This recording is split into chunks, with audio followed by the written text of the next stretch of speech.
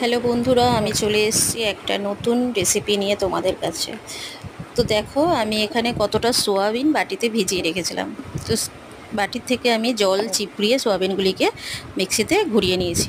এবার এর মধ্যে দিয়ে দিলাম এক এক করে পেঁয়াজ কুচি, ধনেপাতা কুচি, আদা রসুন কাঁচা লঙ্কার পেস্ট, স্বাদ মতো নুন, আর কালারের জন্য দিয়ে দিচ্ছি একটু কাশ্মীরি লঙ্কা।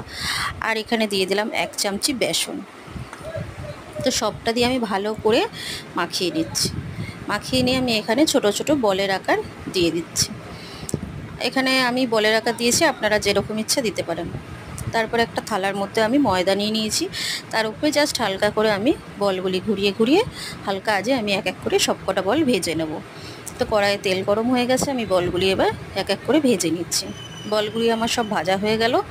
এরপর আমি এখানে দিয়ে দিলাম রসুন কুচি, পেঁয়াজ কুচি আর কাঁচা লঙ্কা কুচি। এটা হালকা আজে একটু নেড়ে চেড়ে আমি এর মধ্যে দিয়ে দিলাম শেজওয়ান সস, টমেটো সস আর সয়া সস একসাথে মিক্স করে আমি বাটির মধ্যে গুলে রেখেছিলাম।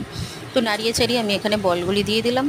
বলগুলি দিয়ে একটু নাড়িয়ে চাড়িয়ে তার উপর থেকে একটু কর্নফ্লাওয়ার গুলে রেখেছিলাম, ওটা দিয়ে দিলাম। আর দিয়ে দিলাম স্বাদ মতন একটু চিনি, চিনিটা অতি অবশ্যই দেবেন। আর জাস্ট দিয়ে দিচ্ছি অল্প একটু আমি এখানে ওপর থেকে ধনেপাতা কুচি।